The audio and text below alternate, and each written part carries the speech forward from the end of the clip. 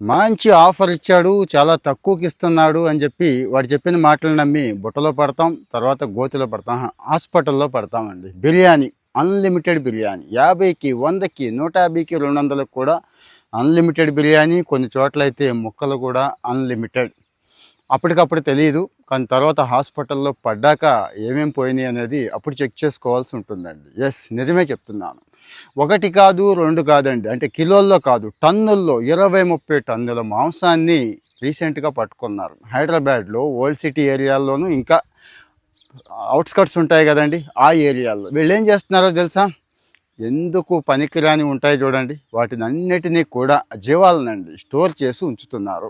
అరే, స్టోర్ చేస్తే కుళ్ళిపోద్ది కదండి, అన్ని రోజులు ఎలా ఉంటుంది అని మీకు డౌట్ రావచ్చు. చాలా టెక్నిక్స్ వచ్చినాయండి, చాలా కెమికల్స్ వచ్చినాయి. మాంసం కుళ్ళిపోకుండా, కుళ్ళిపోయిన వాసన రాకుండా ఉంచే టెక్నిక్స్ చాలా వచ్చినాయి, మీకు అందరికీ తెలుసు.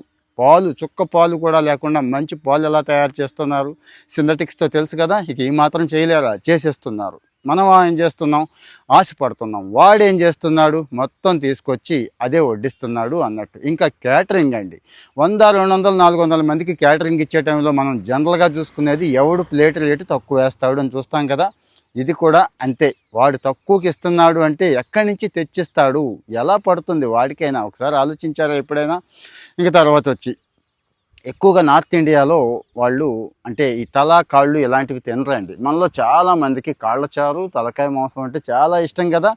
సో అవన్నీ తీసుకొచ్చి ఇక్కడ స్టోర్ చేస్తున్నారండి. స్టోర్ చేసి 20 రోజులు, 30 రోజులు, నెల రోజుల తర్వాత కూడా పంపిస్తున్నారు. మామూలుగానే మటన్ అంటే కాస్త కోస్త ప్రమాదం చెప్పుకుంటాం, ఇక నిల్వ ఉన్నది, మళ్ళీ అందులో కెమికల్స్ కలిపినవి తీసుకొచ్చి మనకు వడ్డిస్తే తింటే పరిస్థితి ఒక్కసారి చెక్ చేసుకోండి. చాలా చోట్ల ఉందండి, ఒక హైదరాబాదే కాదు మిగిలిన చోట్ల కూడా. అంటే ఫుడ్ విషయంలో ఈ రకమైన పొరపాట్లు జరుగుతున్నాయి. మనం ఎక్కువ ఎక్కడైతే ఆశపడతామో, ఆరాట పడతామో అక్కడే మోసానికి అవకాశం ఎప్పుడూ ఉంటుంది కదా.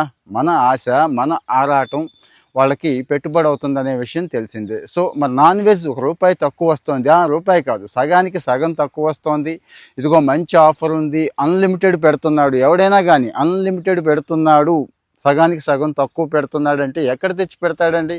వాడు ఏమైనా కొత్తగా క్రియేట్ చేయగలుగుతాడా? సో అక్కడ ఇక్కడ వదిలేసినవన్నీ కూడా తీసుకొచ్చి, అంటే రకరకాల రెస్టారెంట్లలో వదిలేసినవి తీసుకెళ్ళి పందులకో, కుక్కలకో పెడుతున్నారని మీరు అనుకుంటున్నారు. చాలామంది చేస్తుంది అంటే తీసుకొచ్చి కెమికల్స్ కలిపి ప్రాసెస్ చేసి చక్కగా ఫ్రిడ్జ్లో పెట్టి మళ్ళీ వాటిని వేడి చేసే ముందు కూడా మళ్ళీ కెమికల్స్ కలిపి మంచి టేస్ట్ తెప్పించి మరీ పెడుతున్నారు. సో నాన్ వెజ్ విషయంలో జాగ్రత్త పడండి. మిగిలిన చోట అంటే ఏమో కానీ నాన్ వెజ్ విషయంలో ఈ తప్పు జరుగుతోంది. Take care. షేర్ చేయండి.